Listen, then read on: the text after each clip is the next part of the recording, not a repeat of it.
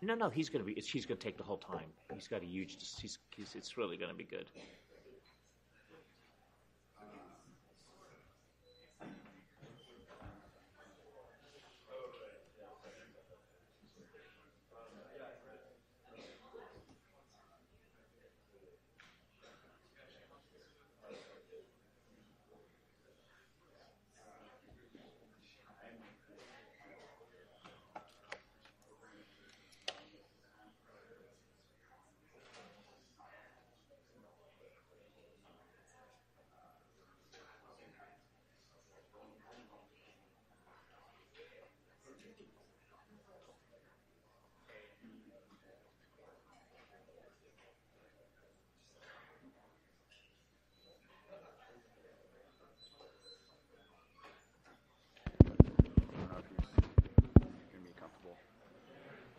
All right. So we don't know if the Neuralinks rep is going or not.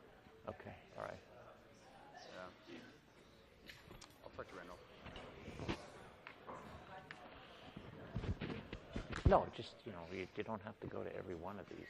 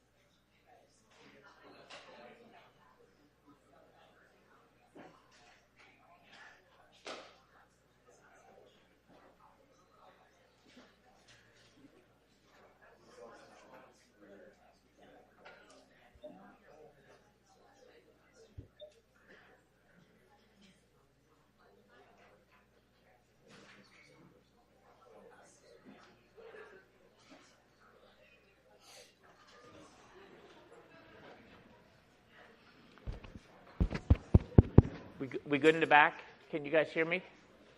Good? The wingman? Yeah? Okay, great. All right, so let's get started.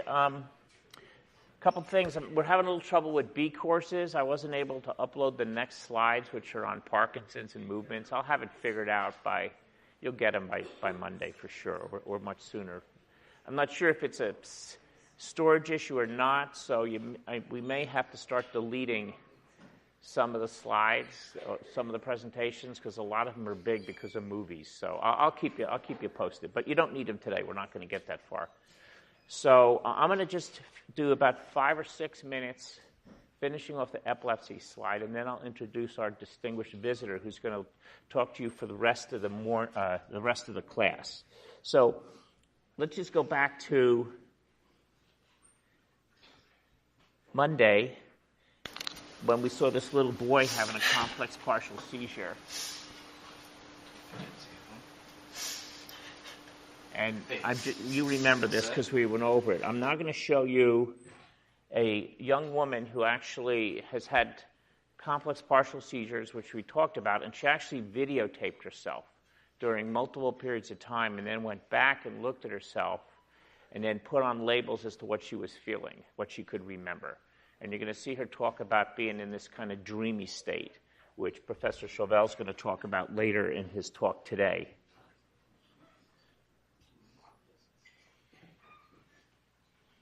So this is all from her. She posted this. Her Mazepam's an old seizure med.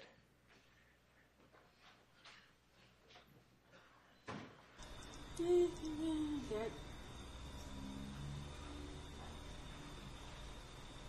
had little mouth movements, etc. She's a little confused. She kind of stares a little bit.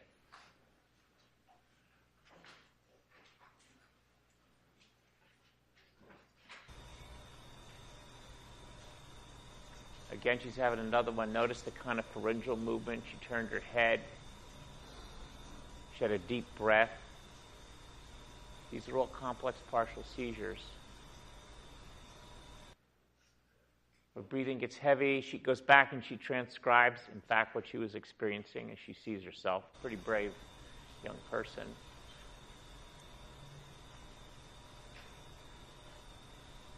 God, I'm just trying to remember.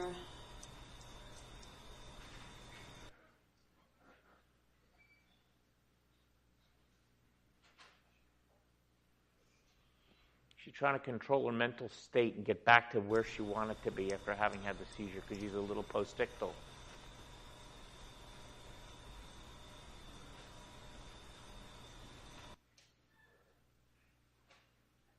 So she's somewhat cognizant of some of these events. She can actually warn people.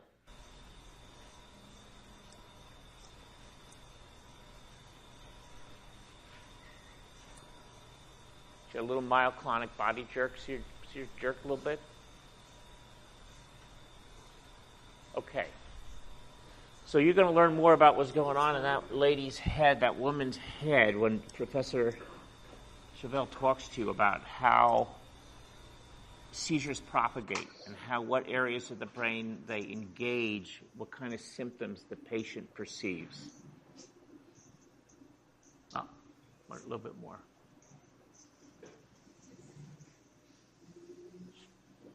Okay, I think you get the feeling. So a couple more things before I turn it over to Professor Chauvel. The phenomenon of kindling, why treat these kids or people early?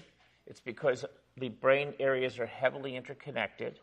And if you have an epileptic source in one area of the brain, here, remember we talked about these burst discharging epileptic neurons, and it has a normal connection, normal in the sense it's been wired, to a normal neuron. Eventually, the normal neuron is not epileptic, but if there's enough of seizures accumulated over time, you can kindle, which is to turn this non-epileptic neuron into an epileptic neuron. So you're spreading the misery. So this is another reason, I think, to treat these people early on. The other reason, besides saving them from having accidents, etc., is uncontrolled seizures. Complex partial seizures can actually end up with a personality change and disorder called the temporal lobe personality disorder. And I'm not going to go into it in detail, but the patients are, in general, get OCD-type symptoms often. They become hyper-religious. Their behavior's odd. They don't interact with people well. This is one of my patients who had the classic OCD behavior. He's putting, notes down every 10, 15, 20 minutes about things going on in his life. So this is another reason to try to get seizures in control early before the chronic firing does something to alter your brain structure and in turn alter your personality. We've talked about this a little bit. We talked about sleep deprivation and stage 1, 2 sleep transitions. Talked about the need for imaging. I'm not going to I put this in here. You don't need to remember any of this, but it's in there for your personal edification on the different approaches, anti-epileptic medications, and if the person is refractory, then it's to try to localize the seizure focus and surgically extirpate it to get control and get the person's life back under control. Couple procedures, and there are many, many procedures. You're going to see some from Professor Chauvel. A common one, seizures often originate in the middle part of the temporal lobe, the amygdala and the hippocampus. There's a mesial temporal sclerosis. One approach is to do an en bloc resection and take out the epileptic material. Another approach, which is used in many places, is to actually even do a more selective resection, where they just take out a little bit of the temporal lobe and go in surgically and take out the entire amygdala and hippocampus. because the seizure disorder, the focus could be in the amygdala or the head or the tail of the hippocampus, and that's called an amygdalo-hippocampectomy. And you can see how incredible the surgeons are. This is the anterior temporal lobe being taken out so that they could get access into the hippocampus. The amygdala was removed, and you can see the surgeon went back and precisely, there's a normal hippocampus from memory, and the surgeon beautifully took it out. So there's all kinds of tremendous, you could have a whole semester on surgical approaches to epilepsy. And I'm just going to stop with this slide because this is a real problem for a clinician. Is the person having a real seizure, or are they faking a seizure? They're making it up. Not that they're being mean or anything. They usually have some secondary gain for this, but there's a bunch of things clinicians think about. The EEG is abnormal in epilepsy. It's not in pseudo-seizures. People often get incontinent. We talked about that, 15, 20% in real seizures. It doesn't happen in pseudo-seizures. Postictal behavior, we've talked about being postictally confused or out of it, a longer period of time after a grand mal. You don't typically see that in pseudo-seizures. Behavior, stereotype, no directed violence. They're not going to go out and rob a bank like some district attorney asked me about a long time ago, and I said, but they can be frequently combative, and these are more subtle to differentiate. Occasional exacerbation by stress, common in pseudo-seizures. Medication, frequent, maybe 80-85%, rare in pseudo-seizures. So it's a complicated story, but as we talked about, 1% of this population, 3.5 million people, excluding febrile seizures, have a seizure disorder.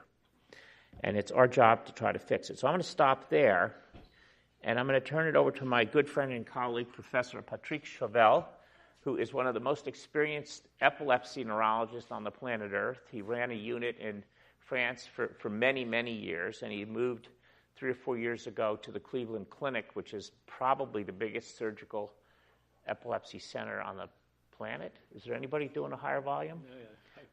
As a volume, yes. Yeah. Okay, so I'm going to turn it over to him, and I'll just get his slides up and get him mic'd. There's this. There's that. There's the pointer. It's that one right there. Yes.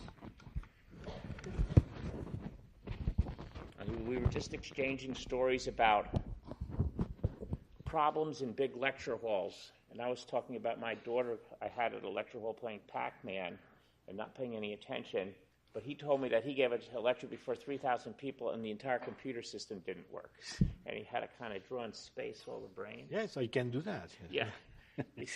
Okay, so here we go. Let me get his talk up here, which is, where did we put it?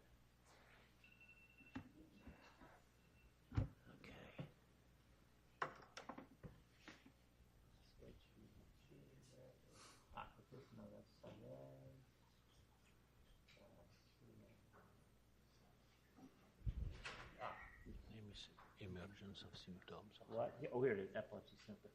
I don't think I should show them the picture of you dunking. Well, no? No. All right, we'll skip his imitation of LeBron James. Okay. All yours. Thank you. Thank you very much. Oh. Good morning. So I am happy to have the opportunity to talk about epilepsy with you. Yes, as Bob told, I am a neurologist, and at the same time I am a neurophysiologist, and my role in the epilepsy surgery pre-assessment is to localize the seizures in the brain. And obviously we can localize easily with imaging the lesions responsible for the epilepsy. But I will explain to you the lesions are not exactly where are the epilepsy, that means the cortical tissue producing the signs and symptoms. So briefly, first it's here. Okay. I like this representation of the brain from Mesulam in 1985, simply to explain to you the process you see all these blue areas. You have heard that. These blue areas are the primary cortex. Primary sensory, for example, calcarine fissure, visual, auditory, somatosensory, and primary motor here. As you know, the link between these cortices and the periphery is rather short, a few synapses, something one synapses with the spinal cord. So when a seizure starts in these somatotopic, retinotopic, tonotopic cortices, it's highly localizing. It's clear that when you have a seizure starting here, in the hand area, you will get some jerks, clonic jerks in the hand, etc. So it's easy to attribute one sign and symptom to one area in these primary cortices. Now, when you get out of these cortices, and unfortunately in the majority of the epilepsies, you have this unimodality sensory or primary areas, and the associative areas more and more associative, more and more integrative, and more heteromodal. And it doesn't make sense to imagine that one seizure coming from here will give a symptom as localizable as a symptom originating from the primary areas, because they are connected with many things. And if you can say that this is the area of the hand, you cannot say that this is area of we don't know, highly cognitive processes. So the architecture of the brain, especially the cerebral cortex, and is more and more integration, more and more you go out of the primary cortices, explain the difficulty of localizing symptoms in epilepsy. And just to illustrate what I told you, this is the motor cortex. And one detail, but one important detail for us, is, for example, this is the central sulcus. You see how deep it is. That we know that it is 3 to 4 centimeters in man. So sometimes also to record this piece of the cortex, if you are only in surface, you don't know what happens here, because the geometrical organization of the generators create what we call the closed fields that you cannot record far from here, the activity here. That's the point. So now if you imagine a seizure starting here you have, the pyramidal pathway. When the seizures will start, immediately she will communicate to the spinal cord and immediately the anterior horn, where are the motor neurons. It's This next one up answers. Okay. It should. No.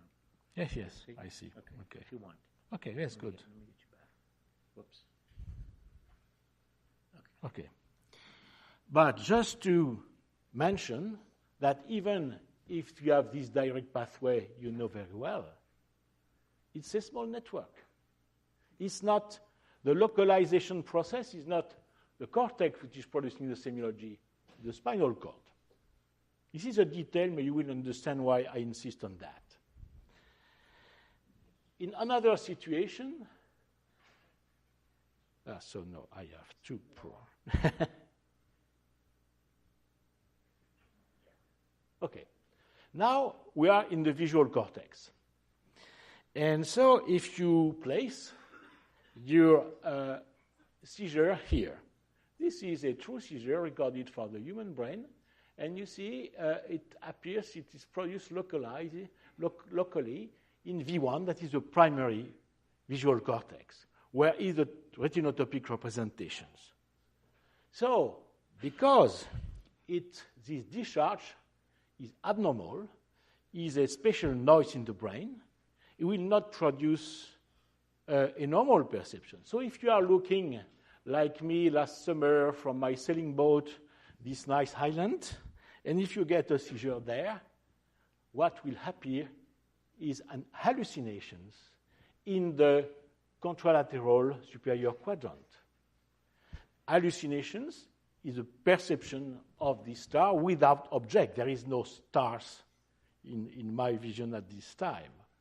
But the interference of this discharge with the normal stream of the visual perceptions create this hallucination. Because the downstream treatment of the visual information by the temporal and the parietal and the motor cortex interpret this as a message, creating the hallucination. Now, if you imagine the seizures is now in V4, that means downstream V4 is one of the visual areas specialized in color identification and color detection. The seizure will be different. The seizure will be like this: alteration of my color landscape. Because the interference with the visual stream will not be at the entry in the system, but some relays further, and so the message will be intact but distorted, because the V4 will be distorted by this discharge, which is not a normal discharge of the brain. This is the difference between an hallucination and illusion. But in this hardwired system, this kind of observation is very important. Because when I interview a patient, he tells me, oh, I see always stars or balls in red, and I know what it is.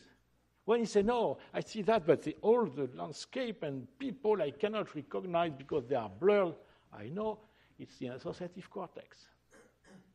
So it's a general rule in the interpretation. Is the same for auditory cortex. Here I have represented for you to understand the network from here, the circle of the primary areas. This is the visual, the auditory, and more you progress, more and more the connectivity makes that is from primary to associative.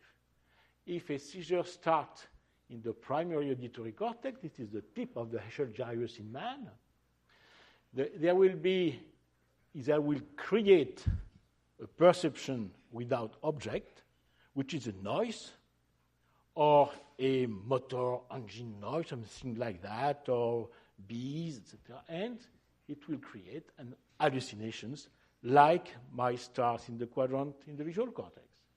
Now, if the same discharge occurs downstream here in the associative auditory cortex, is more lateral in Heschel, I will have loud sounds, loud ambient sound, or faint sound, or distortion, waxing and waning sound, because I am in the associative cortex. It's the same rule. So that's the way that we use the hardwire organization of the cortex to localize signs and symptoms of epilepsy. And for the rest, for the associative cortex epilepsies, it will be more complicated. So this is a representation of what we call a virtual brain. It's one of my colleagues. We make a connectome. That means we know a big number of connections between the different areas of the cortex. I will explain at the end how we can use it. But I use that just for you to have in mind that the connectivity is the problem we have with drug-resistant epilepsies. Because, as Bob mentioned, with the kindling phenomenon, the contamination of the normal brain by the seizures, unfortunately, with the repetition of seizures, the network is spreading in the brain. So imagine now, again in the occipital cortex, a small epileptic network, but with time it will extend, but the semiology is the science, signs and symptoms, will be different if this network in the occipital cortex is connected with another network in the parietal lobe, or if it is connected with another network in the temporal lobe. For example, if you have this kind of organization of epilepsy, the patient will have sensation on, balance. He will lose his equilibrium, or he will have some very complex visual hallucinations named eotoscopy or otoscopy. That means he will see his face in front of him. That is the complex distortion in the parietal cortex, for example. Or if it is connected more with the ventral stream, the temporal lobe, in fact, what we'll see is a dream state or a déjà vu. I will explain more about that. You see, so the symptomatology will change according to the inter-areal, between cerebral cortex areas, coherence and synchronization. Okay? So now it's the basic concept about epilepsy. All what I tell you comes from our experience in epilepsy surgery, because for epilepsy surgery to operate, to localize in the master word there, we need to record the epilepsy itself in the brain. So we need to implant electrodes to record the seizures. But we need also to understand what is an epilepsy. So this simple scheme shows you that we represent this in a coordinate, anatomical coordinate. I will explain you in the next slide. But an epilepsy, at least a focal epilepsy, are always due to what we call a lesion. A lesion, as Bob told you, can be vascular, tumoral, developmental, infectious, etc. Sometimes we see the lesion through the MRI investigation. Sometimes we don't see it because it's too small, because it doesn't appear visible to the imaging process. So the lesion, with time, we create abnormal synapses and abnormal relations with another region we call epileptogenic zone. That is, it is the zone where there is an abnormal network with hyperexcitability, hypersynchrony, and this zone is necessary and sufficient to create the seizures. And there are, you see, these small spikes. There are spikes, EEG spikes, which occur interictally, means between the seizures, permanently in the brain, and they will spread in the normal networks. Another difficulty, because I can record spikes outside the epileptogenic zone, at the other end of the brain, because everything is connected in the brain. So to differentiate the spreading spike from the spike of the epileptogenic zone is a difficulty. You see these three circles: the lesion, epileptogenic zone, irritative zone. It's an old term, but I like the term, irritative, like an irritation of the brain. The challenge will be, in epilepsy surgery, to see if you have the lesion, partial overlap with the epileptogenic zone, and not overlap at all with the irritative zone. But fortunately, for example, in developmental lesions named cortical dysplasia, the three rings can fully overlap. We can demonstrate that with electrodes, mean that the lesion will have part of gliotic lesion, but also some neurons are still active and will be part of the epileptogenic zone, etc. And in this case, you can remove the lesion and get the patient seizure-free. That's the principle. And now I will show you from the recordings how we use that. So remember, it is a network, even in the motor cortex, the small network from the cortex to the spinal motor neurons. So you see my lesion here is made of here several neuronal pools. Lesions in the brain, there are many, but not all are epileptogenic. So the epileptogenic lesion has some special features. The special features are that they are connected with an hyper-excitable and hyper-synchronous network. That's an abnormality in the functional connectivity, which is the definition of the epileptogenic zone. And you see here this yellow. This is this recording in the brain when you see here the amygdalic nucleus, the anterior hippocampus, the posterior hippocampus, the entorhinal cortex.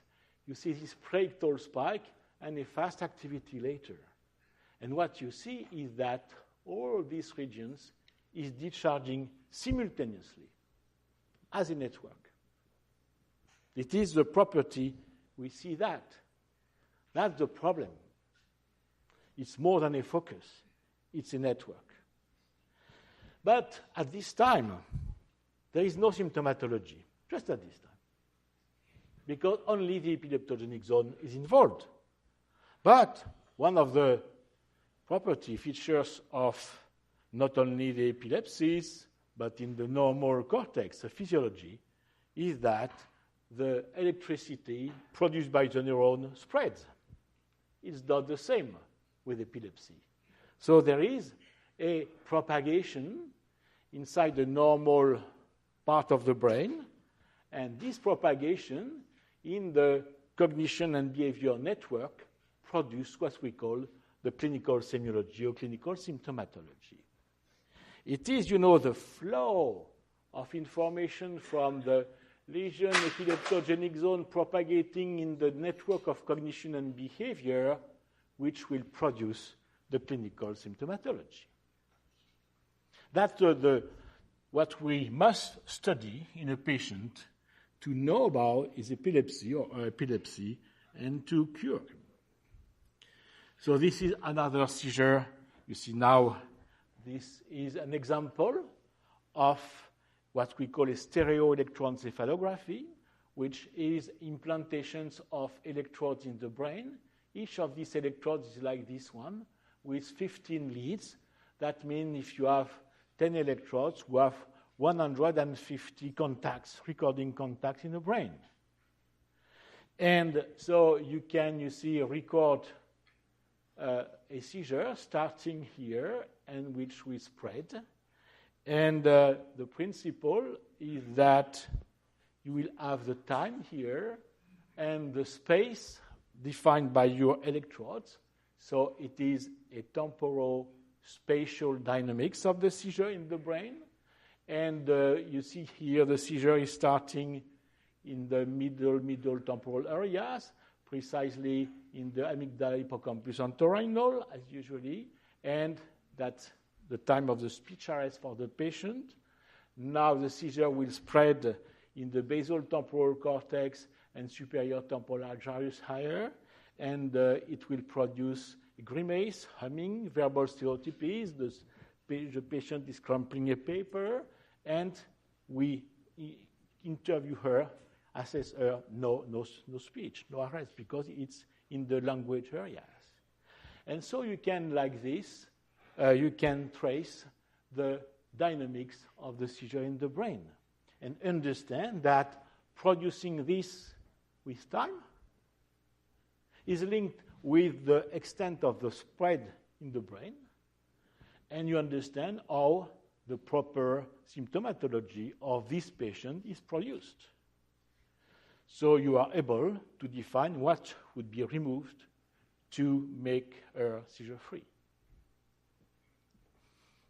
That's, you understand how it's important to study the correlations between the discharge in the brain and the symptoms. Here is an example of what I showed you about the dreamy state and the déjà vu, as Bob explained to you before. So you know that an illustration of the ventral stream. The ventral stream is, your visual complex experience. So here, now, you are looking at the screen and me, and you are in the context, it is occipital, in the context of this space, this hall. So you are coding the object of this green spot inside this room, and progressively the message will be converged to another relay, which will be more integrative, and during the dorsal stream, that is where it is and what it is, it will converge to the basal temporal cortex with the perirhinal, entorhinal cortex, and then to the hippocampus. We will compare what is new this morning, which is your proper history, to see what is novel and what is not novel. That's the ventral stream, we say.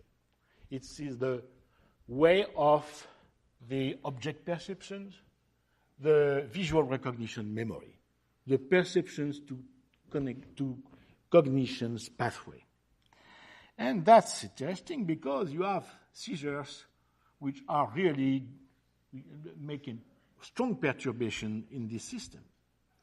And for example, you have people, temporal lobe patients, who say, oh, I have an impression of déjà vu.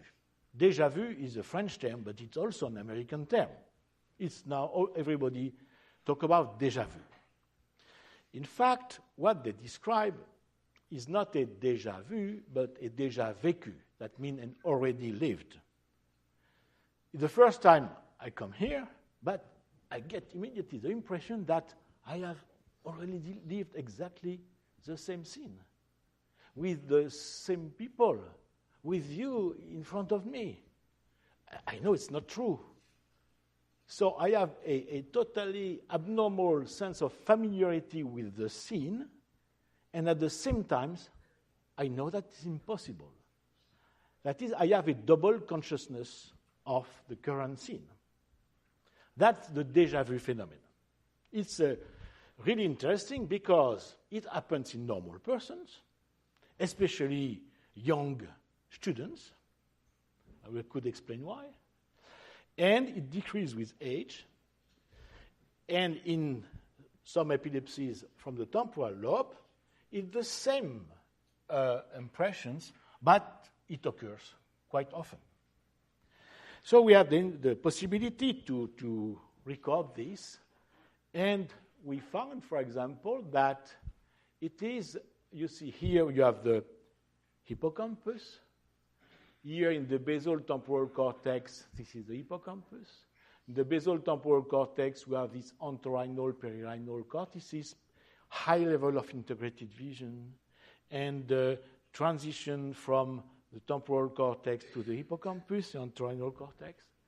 And this, you have here what I showed you at the ventral stream, that is now talking to you permanently. My visual informations enters the visual cortex, primary, secondary, associative, and moves forward to my entorhinal cortex and circle with my hippocampus. But when here there is a stimulation here, it can be sometimes in motion, and when there is an abnormal synchrony between the entorhinal here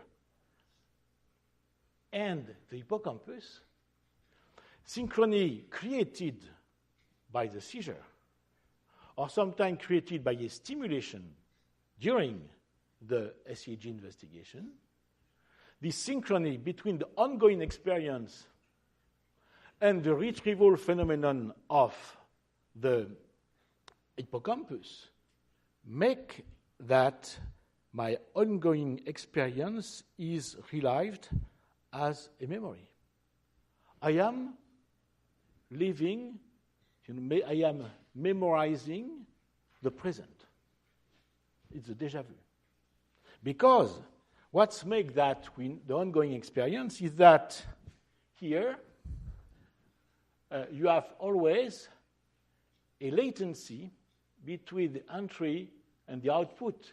The latency is the trisynaptic pathway here between the perirhinal cortex, gyrus dentatus, CA3, CA1, and there is a direct pathway to CA1. It takes 80, 90 milliseconds to make this turn. By the seizure or by stimulations, you synchronize the two. So the memory is the present. There is no more. This 70 millisecond lag is a time for you to know that you are in the past, now in the present, and in the near future. When you block that to synchronize it, you are reliving the present. That's the mechanisms of the déjà vu, for example, which is created by a seizure or by a stimulation. In the same patient, they say, oh, when my déjà vu continues, etc., I have a brief recollection of memories. It's imposed to me. I see my class when I was a graduate student, and my neighboring was telling me that. And they did not make any efforts for retrieval. Simply, it's imposed by the epileptic discharge in the brain. It's named recollection or dreamy state. It is an old term, but because the person says it's like a dream. I know it's impossible, but I'm still conscious and I experience that. And so it's because you have an abnormal synchrony between the rhinal cortices, the amygdala, and the hippocampus, and this synchronous discharge will reactivate memories which are stored in the cortex. Because possibly you have learned that the process of memory and memory consolidation, the information memorized, is stored in the hippocampus, but the long-term memory will travel in many different cortical stores with time. And so when the stimulation by the seizure or by our electrodes stimulates this ensemble, it will, reassemble the memories which are stored in your long-term memory in the cortex. That's why you have these recollections named dreamy state.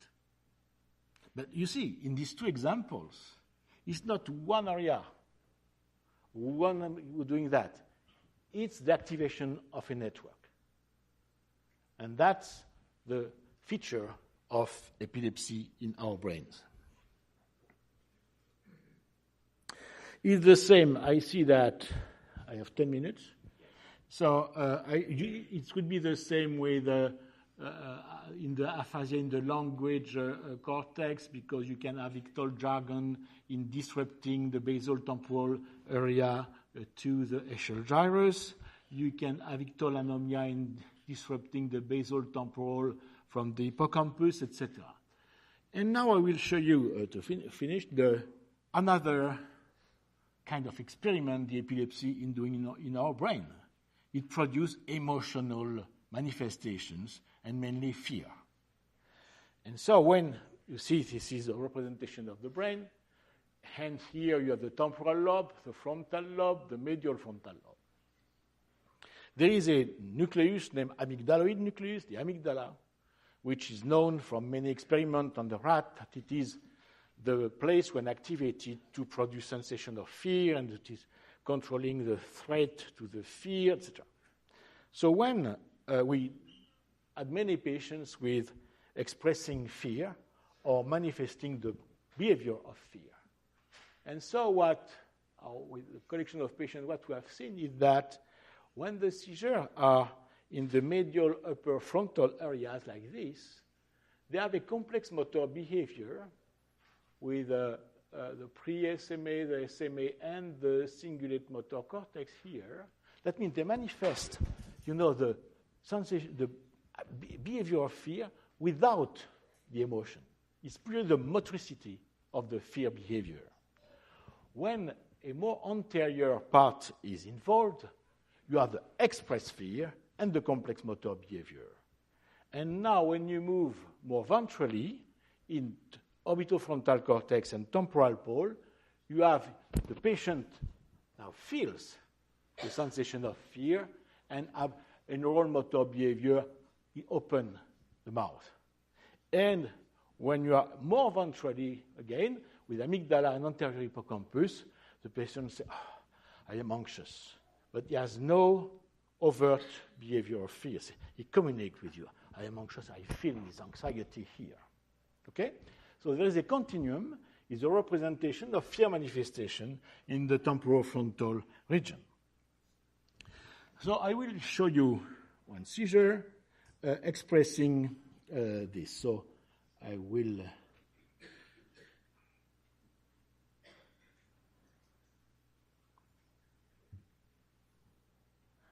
know where is the sound.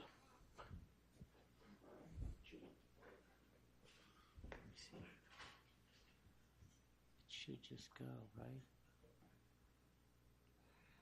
Is that the second one? Un vieux paysan à longue. That's the second one? Yeah, this the one. first, okay.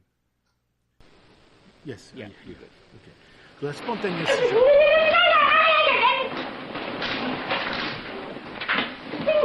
Caroline. Caroline. Attention. Voilà. Doucement. Doucement. Ça va? Caroline. Caroline. Non, petit mémé.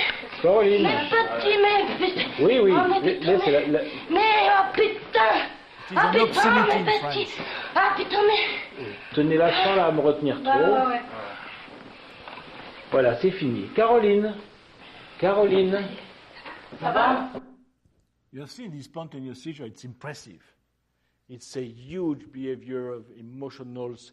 She said, I have an adrenaline surge, and she's anger and fearful, and at the end, she's saying a sentence which is a lot of obscenities, and it's always exactly the same sentence.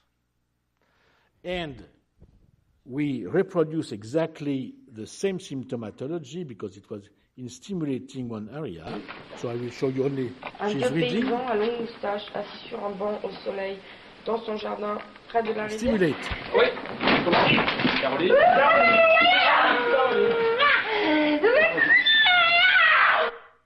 So you see, only the stimulation of a small area, we can produce this behavior. So, and it's important to stimulate because it's highly localizing. And this poor lady, she had been considered as a mental illness, as a psychiatric disorder during 10 years. And she made seizures like that 5 times per night. And so by the way we could make implantation on her, I will show you that. So the surgical treatment that when you saw her, she had electrodes in her brain. The electrodes were placed like that. You see, we're exploring the amygdala because of the fear and all the frontal cortex. And the seizure, in fact, started in this area, pre-cingulate area, with name, area 32, when you have an organization of the emotional behavior connected to area 24, which is the anterior cingulate gyrus. And the seizure, as you have understood, did not stay only here, because she propagated to the posterior cingulate and to the amygdala. But as we saw that this fast discharge was originating here, and we found, thanks to our electrode, we found a lesion, cortical dysplastic cortex there. We could operate her, and you see we saw this after this blurring of the tissue here, which is a mark of cortical dysplasia. And we could operate her, that means we remove the entire cortex here with the spread, and she was totally seizure-free. And a few months later, she came to my clinic. She's here to introduce her husband and her son. And that was now 10 years ago. She's totally seizure-free without drug. So you see, and these patients were considered in the Western world 15 years ago are psychiatric disorders, and you cannot treat anything of this with drugs because they were drug resistant to any antibiotic treatment. So it's the convergence of the neuroscience knowledge to understand this system and our electrodes in the brain interpreting the symptomatology and the electrical signal, which help us to localize even very complex behavior like this one and to cure patients. That's why epilepsy surgery is also very important to sustain. Thank you for your attention.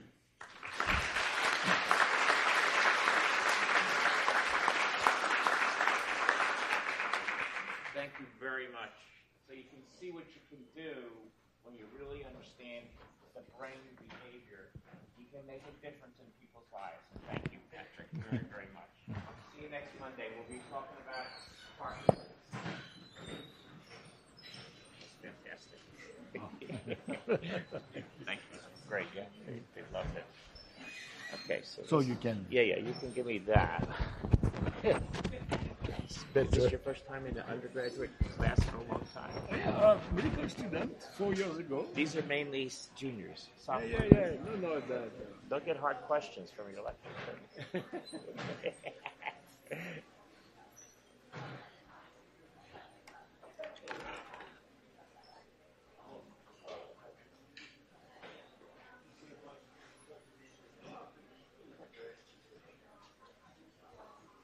Pretty interesting, though. That's reality. Yeah, they stimulated her with an electrode and reproduced the symptom. They want to see it, they want to localize it electrically, reproduce its stimulation, and they know the exact source, and they tailor their surgery. Yeah, that's stimulation. It is crazy. Yes, sir.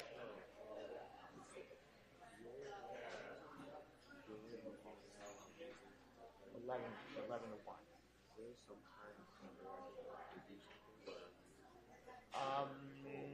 What do you have? I guess he's doing 2 more lectures, but what do you have something? Oh, that's next Monday. Perfect. Okay, only because he's pretty amazing. Yeah. I just wanted to say thank you. I think not a lot of professors really take time out of their day to get students involved because in the beginning enrollment's such a big deal. I got everybody in. Yeah, so I really appreciate it. It was an interesting journey with the psych department. A lot of my side. Yeah, it's like crazy. Yeah. So next week. But thank you so very much. Only because I got here. All right. Thank you. Good. Thank you.